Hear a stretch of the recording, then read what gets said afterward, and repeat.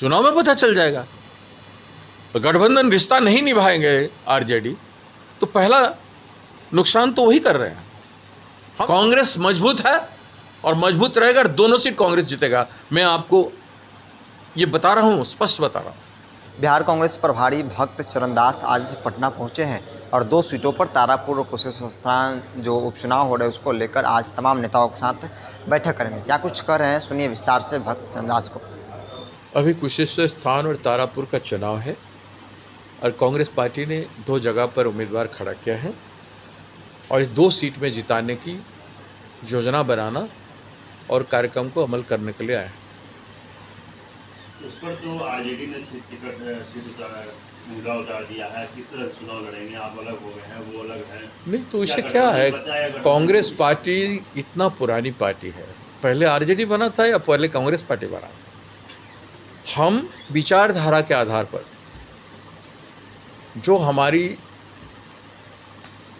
Communal forces के खिलाफ जो एकता हुई थी, लेफ्ट पार्टीज आरजेडी और कांग्रेस पार्टी में, जो सामूहिक विचारधारा के आधार पर हमने एक राजनीतिक विकल्प करके महागठबंधन बनाया था।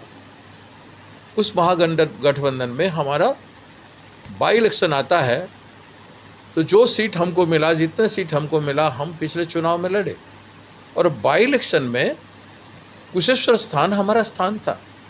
5 बार हमारा प्रार्थी उम्मीदवार वहाँ पे हो चुका है और पिछले बार वहाँ से हम 6000 कुछ वोट से हारे हैं।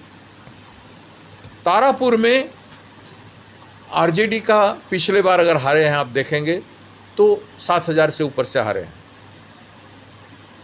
अगर तारापुर का उम्मीदवार वहाँ तारापुर उनका हो सकता है, कुशेश्वर स्थान हमारा कैसे नहीं हो सकता? तो ये एक फ़र्क हुआ। उन्होंने कहा कि नहीं, आपका एक आदमी जीत नहीं सकता है। आपसे बात हुई थी? हाँ, हमसे बात हुआ तो बोले कि आपका आदमी नहीं जीत सकता है, हम जीत सकते हैं। तारापुर में यही, इसलिए तो मैंने कहा तारापुर में वो 7000 वोट से हारे हैं, वो जीत सकते हैं वहाँ पे, और हम यहाँ पे हमारे कांग्रेस का सीट है, हम 6000 वोट से हारे हैं, वहाँ हम जीत नहीं सकते।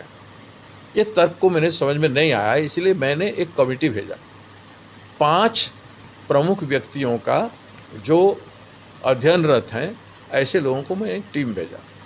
वहाँ से वो लोग रिपोर्ट ला के एक रिपोर्ट बना के दिए कि उसके आधार पर कि वो सीट हम निकाल सकते हैं। तो इसीलिए हमने तय किया कि हमें लड़ना है, लेकिन वो कैंडिडेट डिक्लेयर कर दिए, जो गलत है। सरकार आरजेडी का ही मुख्यमंत्री बनेगा जब महागठबंधन का सरकार होगा तो 2 विधायक उनका जीत जाने से वो सरकार बनाएंगे। हाँ ना, हमारे 19 नहीं रहेंगे तो कैसे हो? हमारे 19 विधायकों का कीमत मूल्य है कि नहीं? हमारे 19 विधायकों को क्यों छोड़ा उन्होंने? उनको छोड़ना नहीं चाहिए था। पर राज क्या है? हम वो राजनीतिक बात को हम समझ नहीं पा रहे हैं कि क्या बात है कि 19 विधायकों को आपने दर्जा नहीं, सम्मान नहीं किया उनकी एक सीट देके, जिस पर उनका दावा पहले से है। तो क्या माना जाए कि कांग्रेस अब गठबंधन से अलग हो चुकी है? नहीं, यही है कि समझे कि क्या आरजेडी अपने विचारधारा से हटना चाहता है? क्या हमारे वोट, जो समूह गरीब समूह हो, जिन समूह सब हमारे वोट क्या उनको नहीं मिला है? क्या उनका पूरा वोट हमको पूरे इलेक्शन में मिला है? देखिए, इस सब चीज़ों के बावजूद भी हम साथ थे, साथ निभाना चाहते थे और महागठबंधन रहना चाहिए, वो विचारधारा के अनुरूप है। लेकिन विचारधारा के खिलाफ अगर कोई जाएगा, कोई दल, तो अनुचित है। ये राजनीतिक समर्पण की भावना नहीं, विचारधारा जनता के प्रति समर्पण की भावना। इस तरह का एक मिनट कह रहे हैं कि इस तरह का जो रवैया है आरजेडी की तरफ से या लालू यादव की तरफ से मतलब बहुत वर्षों से होता आ रहा है। 2010 में आप लोग अलग चुनाव लड़े, उन्होंने आपको अलग कर दिया। 14 में उन्होंने अपना लोकसभा सीट पहले को घोषणा कर दिया, आपको मजबूरी में 9 सीट पर लड़ना पड़ा। फिर अगर बात करें कि 11 सीट पर, तो अगर बात करें 15 में, तो 15 में ठीक है, हमारा कोई, हम मजबूर पार्टी नहीं बनना चाहते हैं। मैंने लालू जी के सम्मानजनक साथ मिलने गया था, उनका तबीयत देखने गया, हमारे बड़े भाई, उनके साथ में बहुत 80 के दशक से काम किया, तो उनको सम्मान करने में गया था।